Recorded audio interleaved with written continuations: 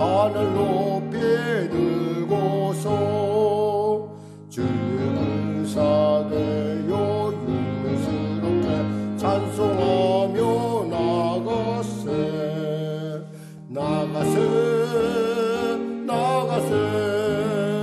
주 예수만을 위하여 목숨까지도 바치고 싸움터로 나가세.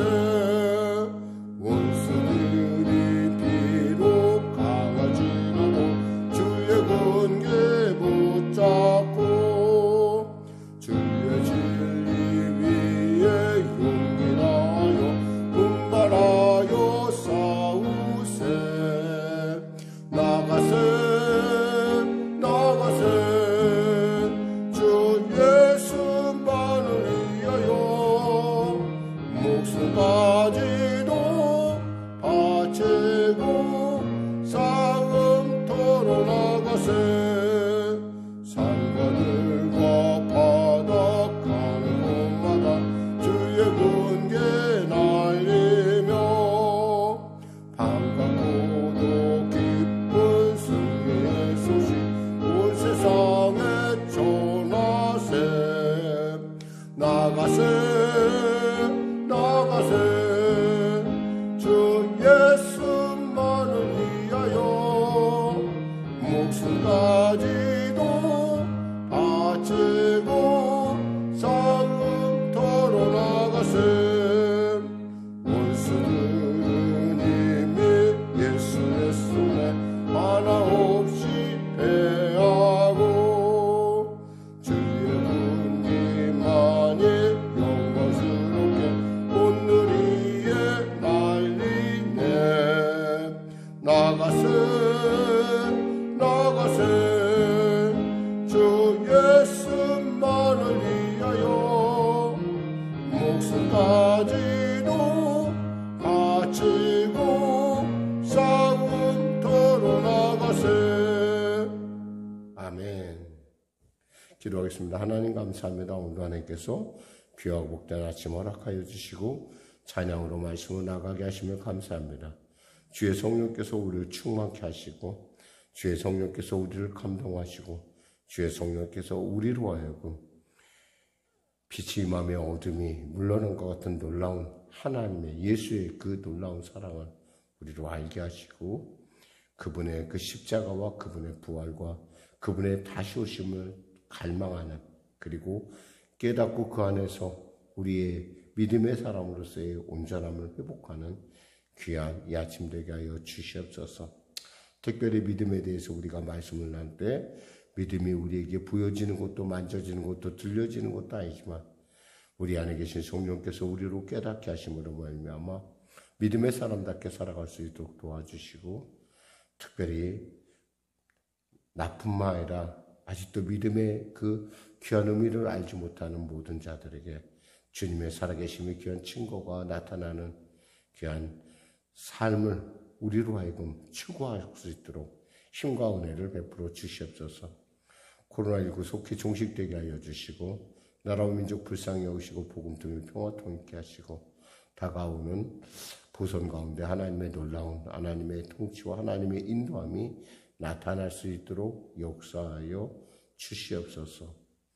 오늘도 귀한 아침 주심을 감사하며 성령의 계와 우리 사랑하는 성도들 각자의 삶 가운데 살아계신 하나님의 능력이 충만케 하여 주시옵소서.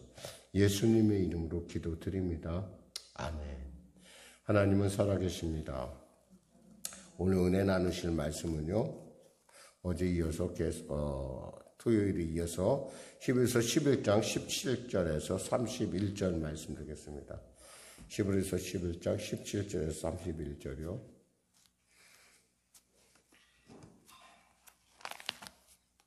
하나님 말씀 같이 합독하겠습니다. 아브라함은 시험을 받을 때 믿음으로 이삭을 드렸으니 그는 약속들을 받은 자로 돼 그 외아들을 드렸느니라. 그에게 이미 말씀하시기를 내 자손이라 칭할 자는 이삭으로 말미암으리라 하셨으니 그가 하나님이 능히 이삭을 죽은 자 가운데서 다시 살리실 줄로 생각한지라. 비유컨대 그를 죽은 자 가운데서 도로받은 것이니라.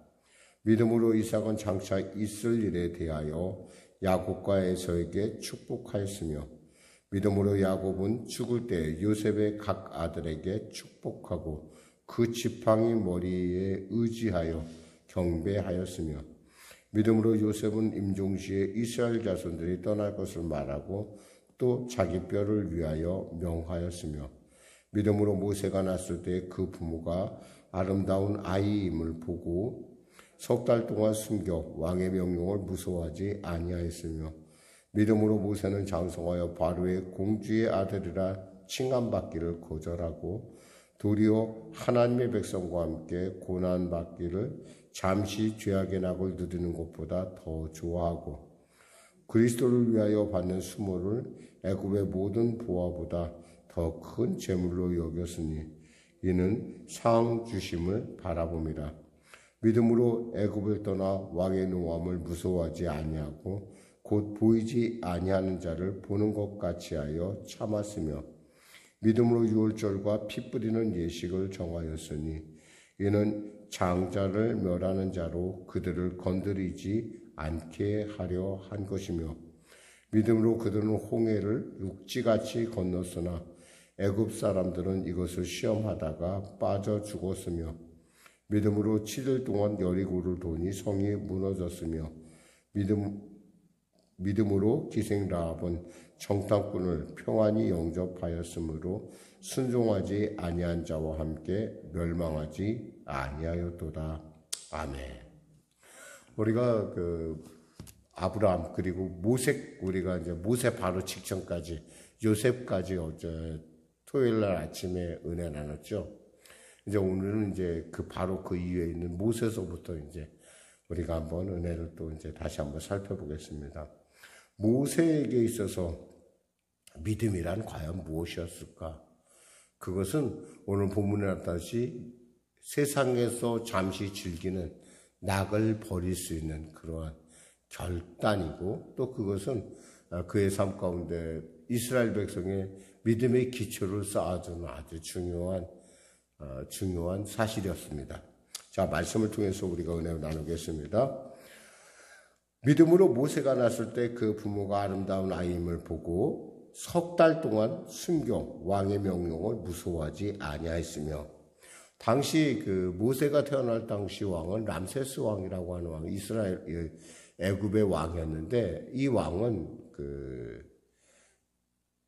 이스라엘 백성들이 즉 히브리인들이 막 폭발적으로 이렇게 숫자가 막 많아지는 거 보고 두려움을 느꼈어요. 그래서 이들을 어떻게 하면 좀 숫자를 줄일까 궁리한 끝에 뭐였냐면 사내 아이가 태어나면은 죽이라고 그랬어요. 여자아이는 살려주고 이런 식으로 이제 핍박을 시작을 했는데 그때 이제 바로 그런 핍박에서 시작될 즈음에 태어난 아이가 누구냐면 모세였다는 거예요. 그러니까 당연히 산파들에게 얘기해서 사내 아이가 나오면 죽여라. 그렇게 했는데 산파들이 왕의 명령을 듣질 않았어요. 그러면서 뭐라고 하냐면 죽이려고 해도 아이가 벌써 건강해서 죽일 수가 없습니다.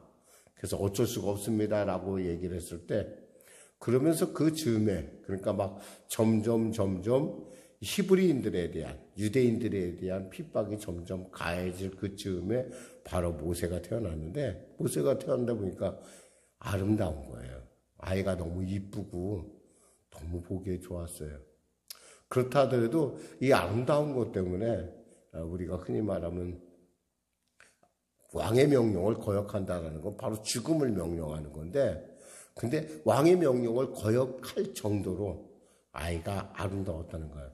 우리 믿음에 대해서 우리가 우리는 좀 너무 추상적으로 생각하는 게 있어요. 그러니까 믿음은 그냥 그래 나하고 실제로 믿음이랑 관련이 있을까라고 생각하지만 실제로 믿음이라는 건 하나님께서 이렇게 우리에게 마음의 소원을 통해서 역사한다는 거예요. 그냥 무턱대고 하나님께서 믿는다, 믿음 이런 것이 아니라 하나님께서 우리에게 마음의 소원을 주고 그 소원 가운데 우리로 하여금 행하게 하는 것. 그냥 절대, 그러니까 우리에게 주시는 어떠한 하나님의 주시는 비전이나 우리가 하나님께서 주시는 어떠한 소원 같은 거 있잖아요. 이런 것들이 사실 우리의 생각, 내 욕심일 수도 있지만 사실 가만히 살펴보면 그러한 마음으로 우리를 이끌어 가시는 분이 누구냐? 바로 우리 안에 계신 성령이라는 거예요. 그러니까 너무 이쁘니까 이 아이를 차마 죽일 수가 없는 거예요. 이 아이 때문에 가족이 멸망하는 아이들에도 이 아이 때문에 사실 애굽의 왕에게 죽을 수 있을지언정 우리 이 아이를 죽일 수가 없다라고 한 거예요. 그러니까 3개월 동안, 이 3개월이라는 건 뭐예요? 아이에게 있어서 정말 100일 기간이잖아요. 아이를 100일간 이 부모가 키웠다는 거예요. 그러니까 근데 이제 아기가 크니까 목소리가 커지고 어떻게 숨길 수가 없잖아요. 그래서 어떻게 했어요? 애들이 그 갈대 상자에다 아기를 담아서 나일 강가에 어쩔 수 없이 보내게 되죠. 그때 애굽의 여왕, 애굽의 그 공주가 그것을 발견하고 건져냅니다. 그래서 모세라는 이름이 물에서 건져냈다라는 뜻이 있어요. 모세라는 이름 자체가. 그러니까 물에서 건져내서 보니까 아이가 이쁜 거예요. 그러니까 부모의 눈에 이쁘게 보였으면 또 아이를 타인의 눈에도 하나님께서 역사하신 거죠. 이쁘게 보이니까 히브리 아이인 줄 알면서도 이 아이를 자기의 아들로 입양을 합니다.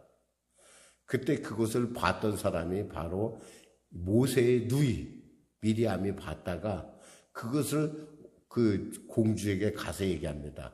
우리 어머니가 혹시 유모를 구합니까? 그러니까 유모를 구한다고 하니까 자기 어머니를, 즉 모세의 어머니를 되었다. 키우는 이런 과정이 이 안에 숨어 있다는 거예요. 그러니까 우리가 하나님의 믿음에 대해서 우리가 늘 생각할 때 언제나 그냥 막 이렇게 그냥 믿음? 그냥 이렇게 피상적으로 생각하지만 사실 하나님께서는 우리로 하여금 소원을 주게 하고 그 소원 가운데 우리의 그 소원이 너무너무 소중해서 우리의 목숨까지도 걸게 한다는 거예요. 그래서 모세가 그렇게 믿음으로 이렇게 자라나는 배경, 믿음으로 애굽의 왕자가 되는 그러한 배경에 대해서 우리가 살펴봤어요. 그럼 보니까 24절에 믿음으로 모세는 장성하여 이렇게 믿음으로 이렇게 성장했던 믿음으로 성장했던 모세는 또 어떻게 했냐면 바로의 공주의 아들이라 칭함받기를 거절하고 그랬어요. 바로의 공주의 아들이라는 건 뭐예요? 한마디로 출세가 보장된 거예요. 거기다가 정말 최고의 교육을 받았고 또 왕자로서 특히 그 당시에 애굽은 있잖아요. 그 왕에 대해서만큼은 왕을 뽑을 때 어떤 혈통주의가 아니라 능력주의로 뽑았다고 합니다. 그래가지고 이민족이라 하더라도 이 사람이 능력이 좋으면 왕이 될 수가 있었어요. 그 당시에 애굽이 그랬다는 거예요. 그 당시에. 그래서 사실은 모세가 비록 히브리 출신이라 하더라도 누구의 친분이 왕자이기 때문에 그는 그 왕위를 계승할 수 있는, 특히 그를 거둬들였던 공주가 여왕이 됩니다. 굉장히 그에게 있어서는 출세가 보장된 사건이에요. 그런데 믿음으로 그러니까 모세는 어떻게 했냐면 공주의 아들이라 칭함받기를 거절하고 도리어 하나님의 백성과 함께 고난받기를 잠시 죄악의 낙을 누리는 것보다 더 좋아했다는 거예요. 보장된 출세를 포기할 정도로 그는 자기의 백성과 함께하기를 원했다는 거죠. 믿음으로.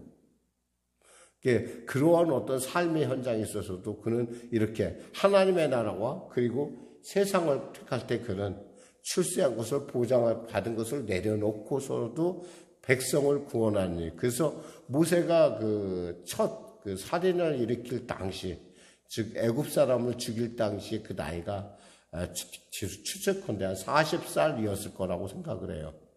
40살 정도 됐으면은 이 사람이 이제 바로 왕위를 이을 수도 있는 그러한 아주 굉장히 유력한 왕이었고, 실제로 모세가 당시에 애굽에서 많은 이 성경에는 기록되지 않지만 다른 이야기를 통해서 보면은 모세가 우리가 그 광야에서 그 에티오피아 여인, 그러니까 구스 여인을 아내로 맞이하는 것을 우리가 볼 수 있어요. 근데 이 구스 여인이 뭐냐면 바로 공주였다는 거예요. 그러니까 그가 전쟁 나가서 화평을 맺었던, 그러니까 승리하고 화평을 맺었던 그 나라의 공주가 바로 모세를 찾아올 정도로. 그러니까 왜냐하면 그 관계가 이제, 물론 이제 이런 얘기는 여러분에게 출애굽을 하면서 제가 다시 설명을 드릴 수 있겠지만은, 이런 식으로, 그러니까 그는 굉장히 자기가 누리는 것보다 더 하나님의 나라에 대한 믿음의 그런 갈망이 있었다는 거예요. 또한 보면은 그리스도를 위하여 26절에 받은 수모를 애굽의 모든 부하보다 더 큰 재물로 여겼으니 이는 상주신이심을 바라봅니다. 그러니까 상주신임을 바라봤기 때문에 애굽의 이런 어떤 그 명예나 애굽에서 드리는 혜택, 이런 왕위, 이런 것들에 대해서 그는 전혀 관심이 없었다는 거예요. 그래서 사실 좀 포기하기 쉽지 않았을 것 같죠? 근데 믿음은 이렇게 말을 한다는 거예요. 삶을 통해서. 또한 27절에 믿음으로 애굽을 떠나 왕의 노함을 무서워하지 아니하고 보이지 아니한 자를 보는 것 같이 하여 참았으며, 믿음으로 그가 애굽 왕에 가서 이제 10가지 재앙의 얘기를 하죠. 그러니까 왕을 두려워하지도 않아요. 왜? 내겐 하나님이 살아계신 하나님이 있다는 거예요. 그리고 믿음으로 유월절과 피 뿌리는 예식, 이 피를 뿌린다는 건 뭐예요? 피 없이는 정결하게 되지 못한다고 하는, 바로 우리가 계속 은혜 나눴던 바로 피와 죄의 관계에 대해서 처음으로 규칙을 세운 사람이 누구냐? 바로 모세라는 거예요. 그러니까 피 뿌림을 공식화한 거죠. 사실 피 뿌림에 대한 이야기는 어디에서 우리가 이미 은혜 나왔지만 오리지널 가스펠, 즉 원시복음이라고 하는 아담과 하와에서 우리가 찾을 수가 있거든요. 그 가죽옷에서 찾을 수가 있는데, 그 가죽옷에서 찾을 수 있는 그 핏뿌림을 정식으로 법으로 세운 사람이, 율법으로 세운 사람이 누구냐? 바로 모세라는 사람이에요. 하나님과 소통했던, 하나님과 같이 대화했던 모세. 그리고 또 장자, 핏뿌림을 통해서 누구를 구했냐? 이스라엘의 장자들을 구했다는 거예요. 유월절이라는 말, 우리가 이제 이스라엘의 명절 중에는 유월절이라는 아주 중요한 명절이 있어요. 이 유월절은 뭐냐면 민족이 애굽으로부터 해방된 날, 즉 출애굽할 때 그 출애굽이라는 말 안에 바로 중요한 사건이 뭐냐면 애굽의 장자들이 다 죽고 임방과 솔주의 어린 양의 피를 바른 이스라엘 사람들만 살아나는 그래서 거기서부터 그 피를 바른 사람들, 그런 사람들이 다시 출애굽을 하는 그러한 어떤 과정 안에 있는 바로 그부분을 얘기하고 있습니다. 그리고 29절에 믿음으로 그들은 홍해를 육지같이 건넜으나 애굽 사람들은 이것을 시험하다가 빠져 죽었으며, 그러니까 이들은 믿음으로 강으로 나갔어요. 홍해 바다를 가르고 나갔는데 밖으로 나가니까, 그들이 앞으로 나가니까 어떤 일이 났냐? 바로 모세가 지팡이를 내밀자 바다가 갈라지는 놀라운 역사가 나타납니다. 그걸 믿고 혹시 가다가 잘못되면 어떡하지? 이런 것이 아니라 믿음으로 그들은 모두가 다 홍해를 건너게 되는데, 밖에서 봤던 이 애굽 사람들은 어땠다는 거예요? 저거 어떻게 잘못되는 거 아니야? 라고 하면서 주춤주춤 하다가 따라 들어갔다가 다 몰살당하는 그러한 지금 이야기를 이 안에 얘기하고 있습니다. 30절에 믿음으로 7일 동안 여리고를 도니 성이 무너졌으며, 그래서 여러분 생각해 보세요. 성을 뭘 가서 돌로 친 것도 아니고 손으로 민 것도 아니고 어떻게 했다고 했어요? 13바퀴 돌았을 뿐이에요. 하루에 한 바퀴씩 6바퀴 돌고 마지막에 7일날 뭘 했다는 거야? 7바퀴를 돌았어요. 13바퀴를 도르고 소리를 하나님을 찬양했더니 어떤 일이 났냐? 여리고가 콱 무너졌다는 거예요. 이건 도대체가 믿음이 없이는 할 수 없는 행동이에요. 근데 그들은 믿음으로 그와 같이 했어요. 그래서 여리고가 무너지죠. 그래서 여리고를 점령하는 그 놀라운 이 전승에 대한 얘기가 있는데 그것 역시도 믿음으로 했다라는 거예요. 또한 우리가 오늘 정말 관심 있게 볼 부분이 31절 부분이에요. 믿음으로 기생 라합은 정탐꾼을 평안히 영접하였으므로 순종하지 아니한 자와 함께 멸망하지 아니하였도다. 이 부분은 우리가 좀 잠깐 착각을 하면 어떤 이해가 되냐면 라합이 그 자신의 생명을 구한 것은 정탐꾼을 평안히 영접하고 그들을 보호했기 때문이다라고 하는 이렇게 그런 공로가 있으니까 살 수 있어. 그렇게 했으니까 산 거야 라고 이렇게 쉽게 이해할 수 있지만 사실은 그것이 아니라 누구나 다 그런 기회를 가질 수 있지만 하나님께서는 기생 라합을 관심 있게 보시고 그에게 정탐꾼을 보냈다는 거예요. 그리고 기생 라합은 그것을 알고 그 보낸 하나님의 사랑 안에서 그가 바르게 반응을 하기 시작합니다. 어떻게 반응하냐면 자신의 민족과 함께 있으면은 자신도 같이 멸망할 걸 알았어요. 그래가지고 어떻게 하냐? 라합은 하나님의 백성을 구하면서 자기가 자기 민족을 버리고 자기 하나님의 법을 따르는 결단을 하게 됩니다. 그러니까 약간 좀 틀려요. 여기서 중요한 건 뭐냐면 라합이 보호해 줬기 때문에 구원받은 것이 아니라 어떠냐면 하나님의 사랑 가운데 그가 믿음으로 반응했을 때 나는 하나님 편에 설 거야 라고 자신의 민족과 자신의 관습과 모든 것을 다 포기하고 하나님의 백성 안으로 들어갔을 때 바로 그 얘기라는 거예요. 이건 뭐예요? 믿음이라는 거예요. 단순하게 말해서 히브리인들에게 예수를 믿는다는 것은 바로 그와 같이 내 기존에 누리던 모든 것들을 포기하면서까지라도 하나님을 따라야 되는 하나님의 온전한 뜻, 성령의 뜻을 따라야 되는 것이 바로 믿음이라는 거예요. 그러니까 믿음은 그냥 여러분이 말하는 우리가 잘 보이지 않고 만져지 않고 들리지 않지만 믿음은 뭐라는 거예요? 실체라는 얘기를 하는 거예요, 지금. 오늘 지금까지 한 얘기가 바로 그 믿음은 이렇게 삶 가운데 증명되고 믿음은 이렇게 너희에게 감동으로 역사하며 믿음은 너희로 하여금 이렇게 담대하게 한다라는 얘기를 지금 모세와 지금 보이지 않지만 지금 이스라엘 민족과 그리고 또 뭐예요? 이 기생 라합을 통해서 보여주는 거예요. 사실 기생 라합이라는 여인은 우리가 단순하게 생각해서 글자 그대로 기생이라는 것처럼 이 여인은 참 어떻게 생각하면 그 객주를 그 여행을 하면서 이 남자들에게 어떤 그런 모든 그런 편의를 제공하는 그런 여인이었어요. 그런데도 불구하고 이 여인이 이 믿음의 결단을 통해서 누구의 가문을 이어가는 중요한 여인이냐면 바로 예수님의 가문을 이루어가는 그 중요한 역할을 하는 여인이었다는 거예요. 이방 여인임에도 불구하고 이렇게 하나님은 뭐예요? 믿음의 사람을 기뻐한다는 거예요. 그래서 히브리서 11장 6절에 우리가 보시면 믿음이 없이는 기쁘시게 못하나니 하나님께 나가냐는 그가 살아계신과 그가 그를 찾는 이들에게 상 주시는 이심을 믿어야 할지라 그랬어요. 즉 히브리서 11장 6절 말씀처럼 믿음이 없이는 하나님을 기쁘시게 못해요. 근데 하나님을 기쁘시게 하면 뭐예요? 야훼를 기뻐하라, 하나님을 기뻐하라. 그러면 그가 내 소원을 이룬다 했어요.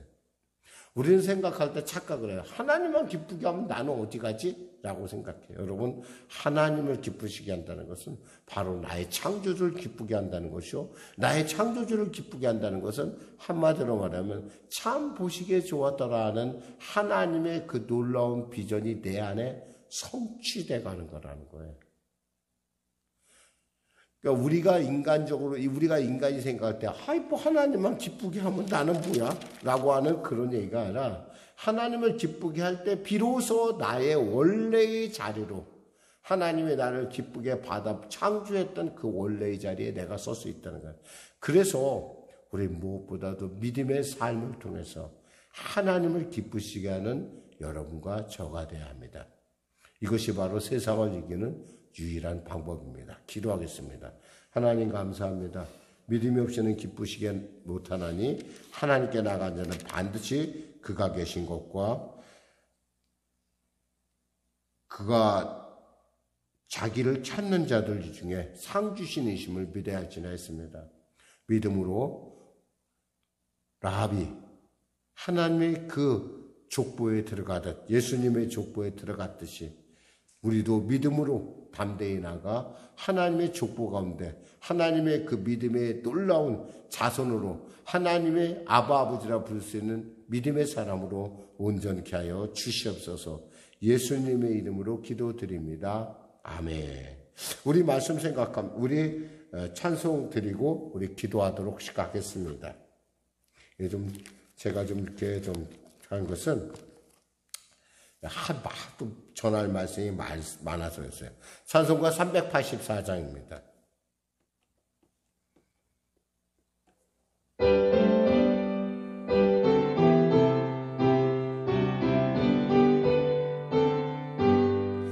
나의 갈 길 나가도록 예수 인도하시니 내 주 안에 있는 능력 어찌 의심하리요.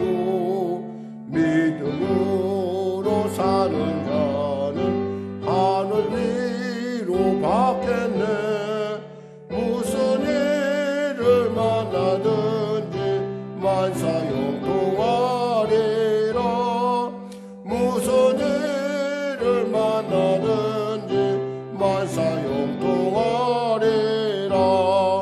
나의 갈 길 나가도록 예수 인도하시니 어려운 일 나간 때도 족하는 해주시네. 나는 심히 고단하고 영혼 매우 가라나. 나의 앞에 반석에서 샘물나게 하시네. 나의 앞에 반석에서 샘물나게 하시네. 나의 갈 길 나가도록 예수 인도하시니 그의 사랑 어찌 큰지 말로 할 수 없도다. 성령 감화 받은 영혼 하늘 날아갈 때에 영영 벌을 나의 찬송 예수 인도하셨네. 영영 벌을 나의 찬송 예수 인도하셨네. 아멘. 하늘에 계신 우리 아버지, 아버지의 이름을 거룩하게 하시며 아버지의 나라가 오게 하시며 아버지의 뜻이 하늘에서와 같이 땅에서도 이루어지게 하소서. 오늘 우리에게 일용할 양식을 주시고 우리가 우리에게 잘못한 사람을 용서하여 준 것 같이 우리 죄를 용서하여 주시고 우리 시험에 빠지지 않게 하시고 악에서 구하소서. 나라와 권능과 영광 영원히 아버지의 것입니다.